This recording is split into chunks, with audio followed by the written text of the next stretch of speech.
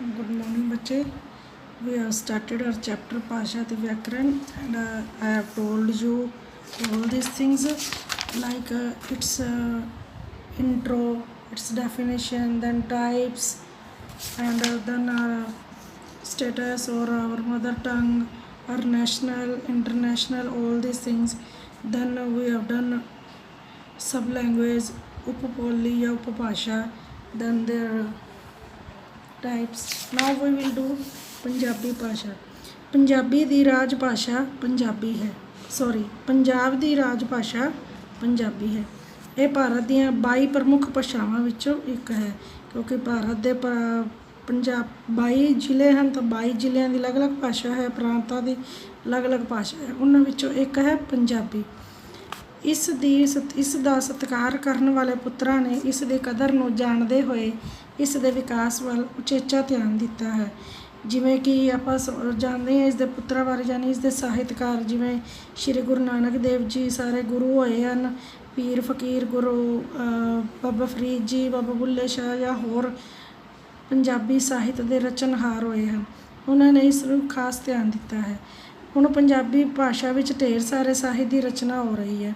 ਉੱਚ ਕੋਟੀ ਦੇ ਸਾਹਿਤਕਾਰ ਇਸ ਦੇ ਭੰਡਾਰ ਵਿੱਚ ਦਿਨ ਰਾਤ ਵਾਧਾ ਕਰ ਰਹੇ ਹਨ. ਇਸ ਭਾਸ਼ਾ ਦਾ ਵਿਰਸਾ ਬਹੁਤ ਵਿਸ਼ਾਲ ਹੈ ਕਿ ਸ਼ੁਰੂ ਤੋਂ ਹੀ ਭਾਸ਼ਾ ਬਹੁਤ ਜ਼ਿਆਦਾ ਵਿਸ਼ਾਲ ਵਿਰਸੇ ਵਾਲੀ ਰਹੀ ਹੈ. ਵਿਰਾਸਤ ਤੋਂ ਹੀ ਸਾਨੂੰ ਇਹ ਬਹੁਤ ਵਧੀਆ ਰੂਪ ਵਿੱਚ ਮਿਲੀ ਹੈ, ਔਰ ਜੋ ਭਾਸ਼ਾ ਦਾ ਆਪਾਂ ਅਜੋਕਾ ਰੂਪ ਦੇਖ ਰਹੇ ਹਾਂ, ਇਹ ਗੁਰੂਆਂ ਨੇ ਇਸ ਦਾ ਸ਼ੁੱਧ ਰੂਪ ਇਸ ਨੂੰ ਪ੍ਰਦਾਨ ਕੀਤਾ ਹੈ. ਇਹ ਸਰਲ, ਸਪਸ਼ਟ ਅਤੇ ਆਮ ਸਮਝੀ ਜਾਣ ਵਾਲੀ ਭਾਸ਼ਾ ਹੈ. ਇਸ ਦਾ ਆਪਣਾ ਵਿਆਕਰਣ ਹੈ, ਆਪਣੀ ਲਿਪੀ ਹੈ. ਇਸ ਵਿੱਚ ਹੁਣ 41 ਅੱਖਰ ਜਾਂ ਵਰਣ ਹਨ.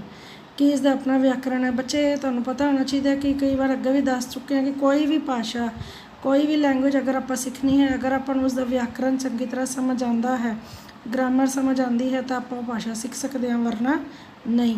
ਅਤੇ ਇਸ ਵਿੱਚ ਕਿੰਨੇ ਅੱਖਰ ਹਨ? 41. ਪਹਿਲਾਂ ਇਸ ਵਿੱਚ 35 ਅੱਖਰ ਸਨ, ਇਸ ਲਈ ਇਸ ਨੂੰ 35 ਅੱਖਰੀ ਵੀ ਕਿਹਾ ਜਾਂਦਾ ਸੀ, ਪਰ ਬਾਅਦ ਵਿੱਚ ਬਿੰਦੀ ਵਾਲੇ ਅੱਖਰ ਪਾ ਕੇ ਫਾਰਸੀ ਦੇ ਸ਼ਬਦਾਂ ਨੂੰ ਲਿਖਣ ਲਈ ਵਰਤੇ ਗਏ, ਤਾਂ ਇਸ ਕਰਕੇ ਅੱਖਰ 41 ਹੋ ਗਏ. ਇਸ ਦਾ ਨਾਮ ਕੀ ਹੈ? ਗੁਰਮੁਖੀ ਲਿਪੀ.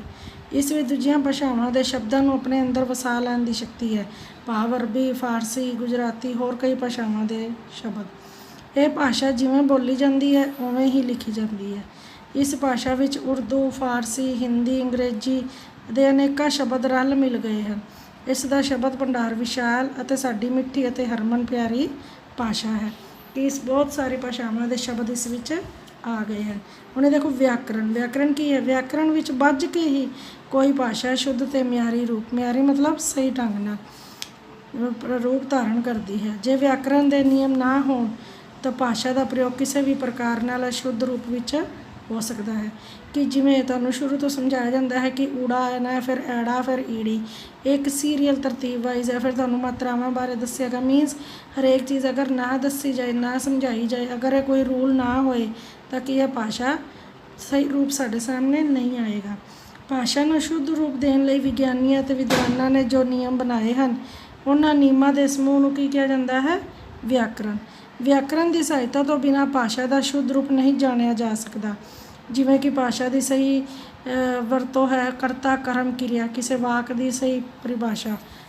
You can see here, I will tell you now. Wait ਬੱਚੇ.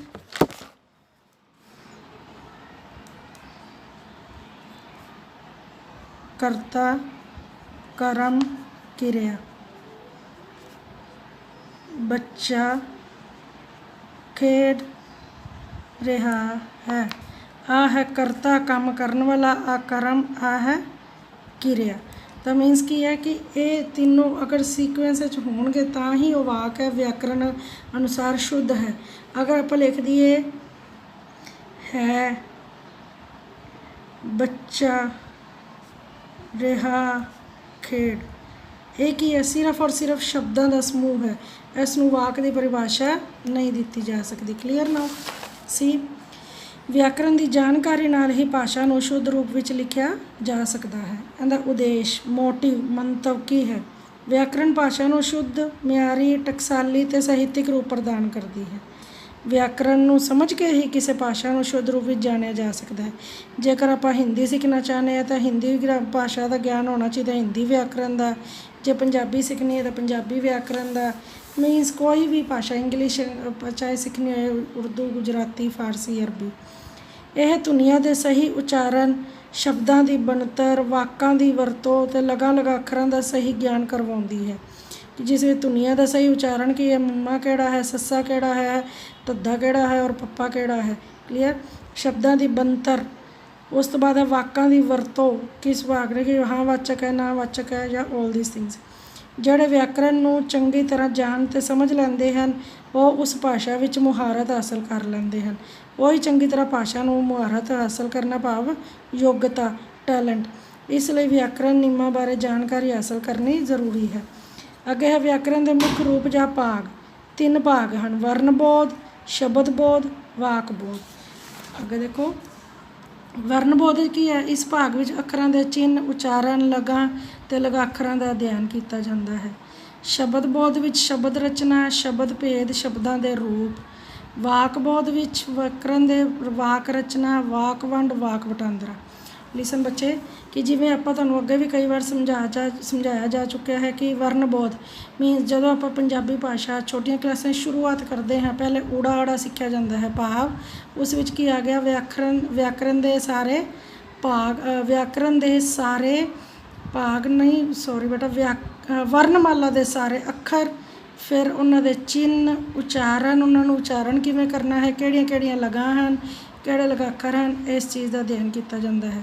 ਸ਼ਬਦਬੋਧ ਇਸ ਵਿੱਚ ਆ ਗਿਆ ਸ਼ਬਦ ਰਚਨਾ, ਭਾਵ 2 ਸ਼ਬਦਾਂ ਦਾ ਜੋੜ, 3 ਸ਼ਬਦਾਂ ਦਾ, 4 ਸ਼ਬਦਾਂ ਦਾ ਜੋੜ, ਫਿਰ ਸ਼ਬਦਾਂ ਦੇ ਭੇਦ ਹੋ ਗਏ, ਸਾਰਥਕ ਹੈ ਜਾਂ ਨਿਰਾਰਥਕ ਹੈ, ਜਾਂ ਨਾਂਵ ਪੜ੍ਹਨਾਂਵ ਵਿਸ਼ੇਸ਼ਣ ਕੀ ਹੈ, ਉਹ ਸਭ ਆ ਗਏ। ਉਸ ਤੋਂ ਬਾਅਦ ਵਾਕਬੋਧ ਜਿਸ ਵਿੱਚ ਵਾਕ ਰਚਨਾ, ਵਾਕ ਕਿਵੇਂ ਬਣਦਾ ਹੈ, ਕਿਵੇਂ ਵਾਕਾਂ ਦੀ ਵੰਡ ਕੀਤੀ ਜਾਂਦੀ ਹੈ, ਕਿਵੇਂ ਵਾਕਾਂ ਨੂੰ ਬਦਲਿਆ ਜਾਂਦਾ ਹੈ, ਕਿ ਪ੍ਰਸ਼ਨਵਾਚਕ ਤੋਂ ਨਾਂਵਵਾਚਕ, ਨਾਂਵਵਾਚਕ ਤੋਂ ਵਾਚਕ।